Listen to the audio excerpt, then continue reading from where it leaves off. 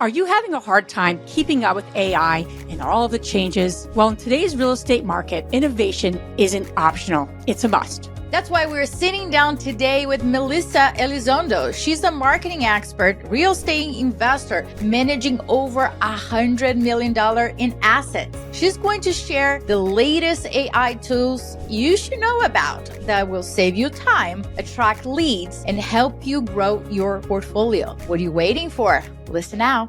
All right, InvestHER Plus is officially live, and it's everything you've been waiting for. We're talking AI power networking to connect you with other investors who are serious about building their portfolio, not just dreaming about it. You'll get access to Market Master Her, our step-by-step ebook that will help you master any market, and an on-demand real estate fundamentals course that will help you build your confidence. Add nationwide chapter access, exclusive discounts worth over $6,000, and a 21-day meditation guide because, hey, balance is key. This isn't just another networking platform. This is a one-stop shop for you to make deeper connections and build wealth. Start investing in yourself. Click the link below and join InvestHER Plus today. Welcome to the InvestHER Podcast. I'm Liz Fairclough. And I am your co-host, Andrea Sagadeli. So, Melissa, artificial intelligence is here and is staying. So what would you say to those real estate investors that are resisting? What is at stake if they don't embrace AI? Yeah, so my biggest advice that I give investors is to get on board now. It's changing so fast, and it's been ever since OpenAI came out 2 years ago to the public, it is rapidly changed. So if you don't get on board now and just learn even the basics of it, you will be so far behind. It's almost like when the computer was invented, right? Back in the late 90s. It was invented before that, obviously, but it went into households in the late 90s. And a lot of people were resistant to that at the time too, and had opinions, whether they used it or not. But here we are using technology, all these years later. And so, yeah, it's not going anywhere. So my advice would be, play around, see what's out there, try it out. It's going to blow your mind. Is it good? Is it bad? I don't like using those words. I think it can be helpful and it can be harmful depending on how you use it, but it's here to stay. So specifically for real estate investors, when they're looking into it, many are just looking at AI. Oh, this could be for marketing. But can AI, do you see AI as a competitive advantage in order to attract leads, right? Because we have a lead problem. So can they use that, or is that how other people are getting leads that some investors aren't? Yeah, so I actually have a real life story for you. So a friend of mine who has another investment firm, Vanessa Alfaro, I don't know if any of y'all know her. She's with Venus Capital, and I built her website for her a couple years ago. But when you build a website, you can't guarantee that people are going to come to it. It's not if I build it, they will come. Like, you have to have what's called search engine optimization. And in this day and age, you need what's called answer engine optimization, meaning you want your website and the content on your website to come up as a resource, not just on Google, but on Siri, on Alexa, on ChatGPT, on Perplexity, and all these other tools that people are using. And so if you're not showing up as a relevant source, then you're not going to attract leads. Well, how do you do that? So in the past, you would hire an SEO agency that would probably charge you thousands of dollars a month to get you all this attraction to your website. Well, there's AI tools out there right now that could do 6 months of SEO work in a day and increase your website traffic. So I actually, Vanessa and I had this conversation, and I ran an analytics for her and said, okay, you get on average about 70 visitors to your website a month. And I'm going to have this AI tool write you 10 FAQs and 10 blogs. And we're going to post those, and then we're going to let this AI tool do what's called schema markup, which is just a technical term to fix some stuff on the back end so all the search engines know what you're talking about. And this tool does it all for you in a day. And I ran a report for her 2 days ago, and her website traffic tripled. So she went from having 70 visitors a month to 326 visitors just in the last 3 weeks. And so it's tools like that can increase your traffic, help you write content that your potential investors or potential partners are looking for. The big thing with those things is these tools will help you come up with answers. Like people are Googling, they're asking questions. What is the thing that you can put on your website and your blogs to answer those questions so you're seen as a credible source so they want to come and do business with you? So Melissa, let's dive into that, particularly that tool that you're referring to, as well as the process that you use to make it, create in a day all the different things that you needed to be created. So dive into what the tool was and what did you do? So the tool that I use for Vanessa is called Seona. It's Seona AI. It does have a cost to it. It has a free trial, and then there's a cost to it. I think it's like $50 a month. So what you do is you go in and you hook up your WordPress.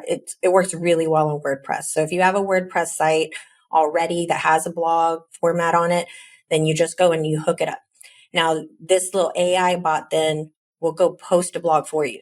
So you know how long, I don't know if you've ever had to post a blog before, but generally in the past, when I had to post a blog, I'd have to write it, go get the image, make sure I had all the keywords that I wanted to use, and then physically go to my WordPress website, hit post, write the title, get everything in there, do all this other back end stuff. It takes forever. I was able to plug it in, and because it has a tool on there called keyword research. And so I went ahead and put in, she's a multifamily investor, right? A syndication group. And so I was able to put those keywords in, and through that tool, it said, okay, here's the other relevant keywords that you probably want to rank for. And I just checked them and said, yes, that's exactly what we want to rank for. And then it would literally say, here's 10 blogs. Do you want these written? And I'd say, deploy that one. It would write it. And then if I liked what it said, or if I need to make edits, I could. And then I hit one button that said post. And in 1 second, it was already on my website and everything was already done. So it was beautiful. For somebody who has to write blogs all the time for people, like I thought it was the most beautiful thing to save time. Yeah. So for $50 a month, I just had a tool do 6 months worth of work and triple her website traffic and get her a lead, overnight. So I think that's great. So for those of you that are like, that's great, but I'm freaking overwhelmed with the steps. I don't even remember what you said first. Hold on a second. Take a breath. Then I'm going to give you a quick solution for that in a couple of minutes. Stay tuned. So Melissa, there are so many AI tools out there for those that are not tech savvy and they don't want to get super overwhelmed that, they face analysis paralysis here. What would you say is a must-have AI tool independently of what asset class you are, what market you are? It doesn't really matter. What would be one single AI tool, if you were to choose, that will be the one that every single real estate investor could use to grow their business? As generic as this sounds, my answer is ChatGPT. They're the OG. They've been around a long time. And yes, there's other AI tools out there like Perplexity and, Gemini and all kinds of stuff that are great, but ChatGPT is the OG. And it constantly is getting better. And so one of the things let me just tell you all the things that I do with ChatGPT every day. And I don't have to go onto any other AI tool, is I use it to brainstorm. So for instance, right now I'm looking to build a 10-acre complex with some cabins or tiny houses for a nonprofit that I want to start. Well, I need to brainstorm that. And I can only talk to so many people in a day, but I could use this AI tool and say, okay, here's the need. What kind of programs can we have on site? What's the cost going to look like? Should I do tiny homes versus cabins? Like I could just chat with it, right? And so I can have this brainstorming session. The other thing I do specifically is I can build a custom GPT to do specifically what I want. So I don't have to keep telling my thread over and over again, hey, I need you to act as a real estate investor doing da-da-da. Like I've trained my custom GPT.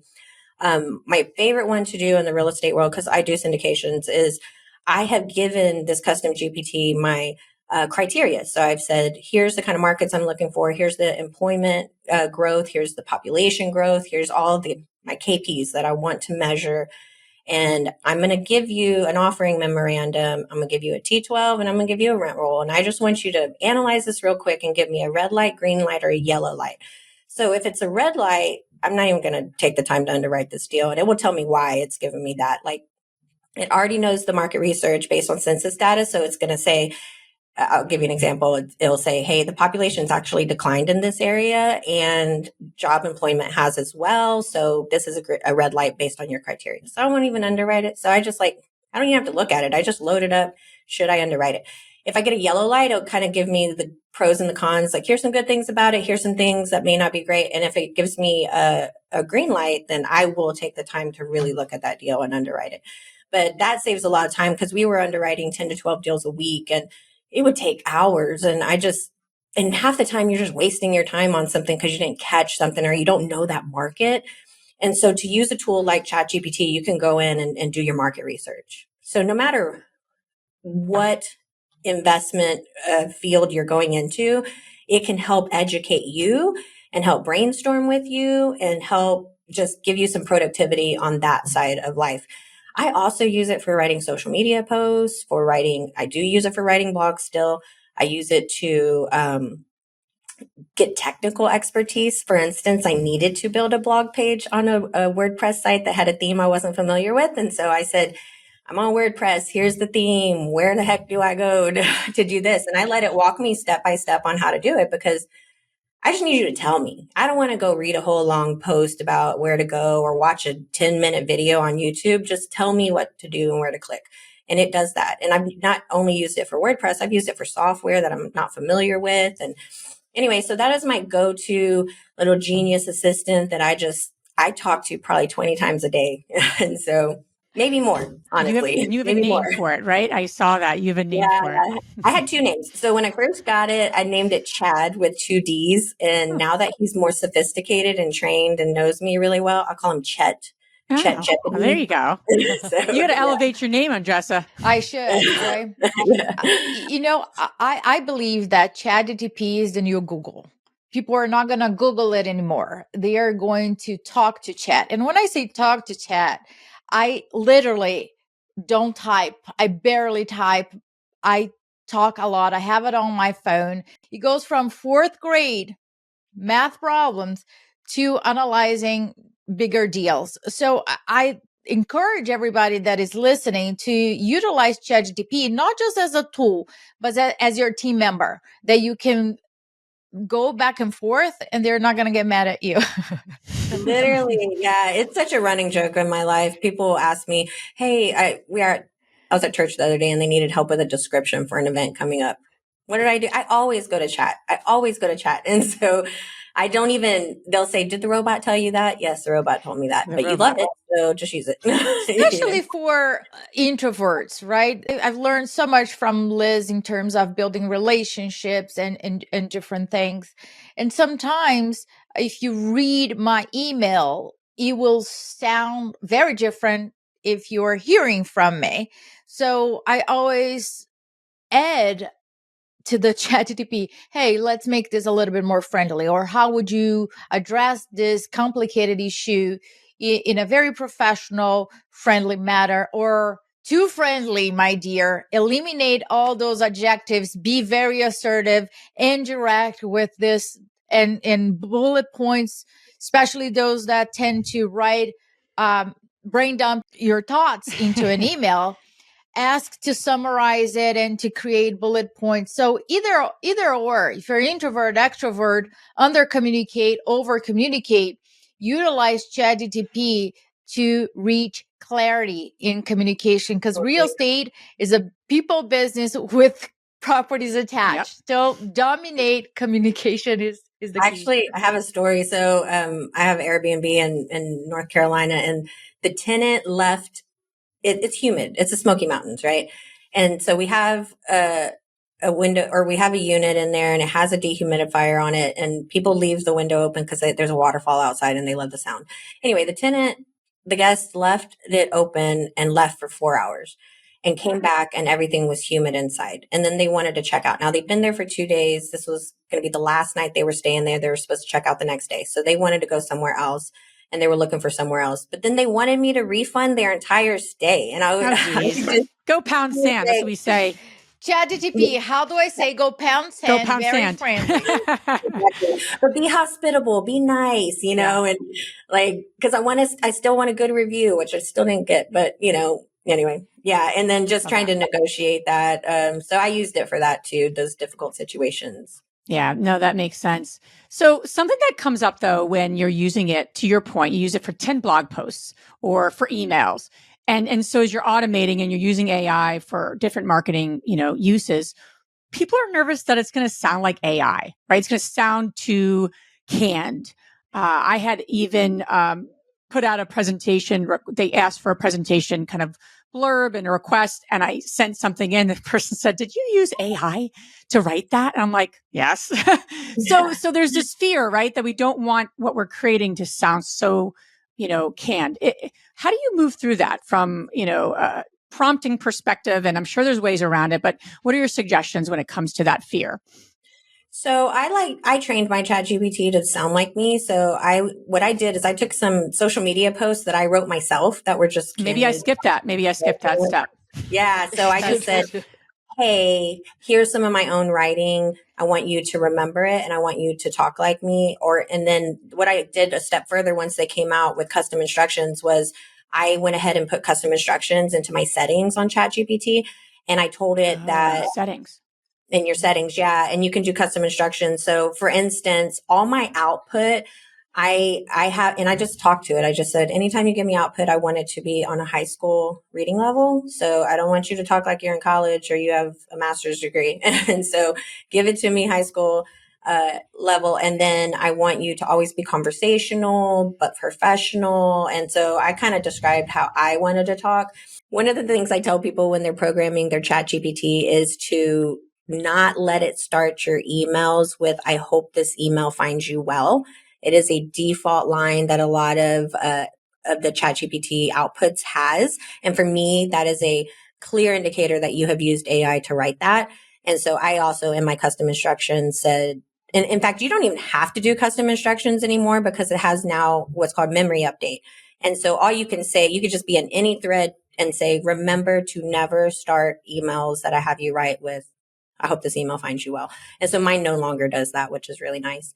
So there's just things that you just want it to remember now. You can just tell it to remember. And half the time, if you're being definitive in what you're saying, like I have a Lenovo laptop and I use this, it's going to just say memory updated and it's going to remember these facts you've said about yourself. So just kind of know that it's learning the more you use it. So much so that somebody had a prompt on social media the other day and they said, the prompt was something like, you know more about me than I probably know. Can you make a summary and tell me about myself? And it I felt so seen and heard by this robot. I did that. Did you do it? I did that. Like what, based on my communication with you, what can you tell about me that I wouldn't know? No, I wouldn't know myself. Yeah. I know. Yeah. I loved it. I really did. Too. What prompted that conversation on Tressa? Well, I heard someone else doing somewhere saying that. I'm like, I'm doing this right now. All right, now I need to do that now. I'm like, what? That's interesting. Because I want to say, okay, what Chat thinks of me. Not that I give a damn, but let's see what it is, right? So here's the thing for all the people that are waiting for me to tell them how they can get what you're saying, but without feeling overwhelmed. Because here's the thing. Knowledge, it's not equals action. A lot of people know a lot of things, but that does not mean that they're going to implement those things. And it's quite honestly, when you are dealing with a lot of different things in real estate, it's not the main focus of it, right? So we're going to change that. And Melissa, we're going to share with them that at InvestHER CON 2025 in Orlando, Florida, June 1st to 3rd, you're going to be running a hands-on workshop on how to implement lots of AI strategies. Tell us a little bit more about it. Yeah, so we're going to have a workshop that day that we're going to be going hands-on into what tools to use for your real estate business. And I'm going to show you how to create a custom GPT based on exactly what it is that you would like it to know and do. I'm going to get into this SEO stuff for your website. I want to show you how to attract people, and I'll give you the theory and the prompts on how to get the content written by these AI tools so you can attract your ideal investors, clients, customers, whatever it is that you're trying to do. And then I'm going to show you some productivity tools at the end where you can kind of speed up some of these meetings. So when you attend meetings, having them transcribed, let the whole team know what to do, as well as training your VA. I think that was a question that I got is, I don't have the time to train my virtual assistant. Well, I'm going to show you a tool where you could just do the work one time, send it to them, and they will have a guide moving forward. And then I will show you how to do presentations and stuff in a minute. So you're going to love it. I tend to have been a procrastinator. I'm a procrastinator. Let's just admit it. I'm a procrastinator. And so if I can do things at the very last minute and it still churn out some amazing stuff, I'm good. So, and I actually had somebody send me a presentation one day and they're like, I'm so glad you're here. I need the slideshow for this. And it was 20 minutes before they had to present this slideshow. And I said, I got it. Just send it to me. They sent it to me. I threw it into this one tool. It spit it back out 1 minute later, sent it back to him. Here you go. And he was like, that's awesome. How would you do this? I was like, I'll show you later. So I will be showing you that tool. And who knows, right? From now to then, all different AI tools that are going to be coming up. And who knows, right? Yeah, so AI agents are rolling out right now. So I'm hoping by the time we get to InvestHER CON that I'll be able to show you some AI agents. Those are AI that will take over tasks on your computer.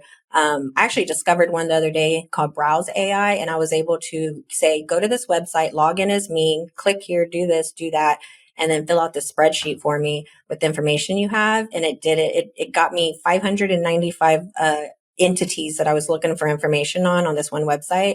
And it took an hour.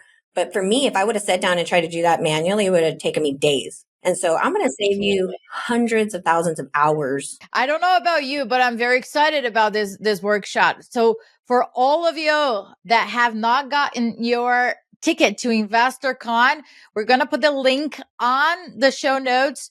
Go ahead, reserve your seat because the workshop has limit seats available. Don't waste time.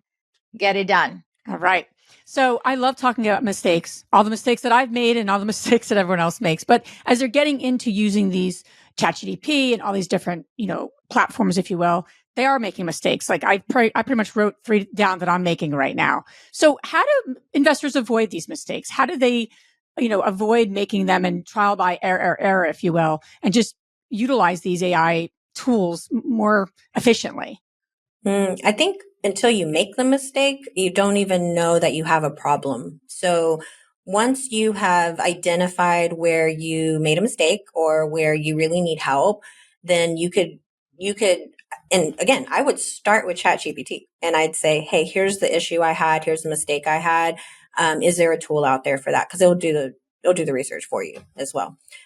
Side note, ChatGPT came out with its browser extension last week, and I tried it. So I have it hooked up now. So anytime I go to the bar on my web browser to type in what I would normally Google, it goes straight to ChatGPT, finds me the answer, and then I can click on it. So it's a little clunky right now, but it's been great for getting me exactly what I needed without me having to go look at a Google page. So. And if you have some problems with prompting or fully understanding what are your blind spots, ask ChatGPT. What do you see here? How can I improve this? Are there any questions ask me questions that you will give you a more accurate information about what I'm looking for, or how would you say this? How would you present this in 3 different ways? I always like to say, okay, I like this part. Show me this version in 3 different ways, so I can kind of gather what it is that I like. I rarely, although I use ChatGPT a lot, I rarely use it as is, meaning what spits out back to me, I rarely copy and paste. I look into it and say, okay, you're a little cumbersome here, or this is quite off, or let's adjust this part. I like this part, but that part is too long. Or Have you tried the new Canva that's in ChatGPT where you can take the output and just select the part you want to Yes. use? Yeah, that's I cool. love the new version that you can do that. And even like on the bar on the side that you can make it like, okay, shorter or longer, depending on what you're looking to do. And then you can say, okay, create an email, Instagram post, a LinkedIn post, or whatever it is, different versions, and keep that in your memory so you can move forward. What mistake can you identify, Liz? Like specifically, is there something that's top of your mind? I just think from like a marketing perspective, people are trying to identify the right people at the right time, right? To move their business forward. So there's a lot to that. And so these tools are great, but you could probably focus on so many different things. So sometimes there's just the vast amount of where do I begin? And then what step do I take forward to really optimize maybe this email blast or SEO so I can attract the right leads or brokers that I want to do business with. It depends on the person's business. So I think it's just sometimes starting. The first thing that we're going to be doing at this workshop is identifying their persona and really identifying their brand. Because until you identify who you are and what your goals are and what area you're going to be in, and then your ideal client or customer or investor, then you can't even do the rest of it. Like you have to start with that before you can create anything else. And so we're going to start there at the workshop. Love that. And last question for you, Melissa. How does everyone listening stay abreast of what's happening? Like you said, oh, there's an extension. Oh, there's this. Is there a way to hack what's happening in AI and to be able to, I just guess, use ChatGPT, right? I guess maybe that's just the answer, unless there's another way to do that. I'll tell you how I do it. I get 4 newsletters a day from 3 of them from TLDR, and I can give you the link later if you want to show it. But anyway, so I signed up for 3 of the newsletters with them. One of them's tech, one of them's AI, and one of them's marketing. And so ChatGPT is mentioned pretty much every day on one of them, and it gives it to me in a very digestible format. So when I see it come in my email, it's like a clickable headline. They do so good at writing headlines and they tell you how long it is to read. So it's a headline, 4-minute read, summary of what it's about. And I just scan.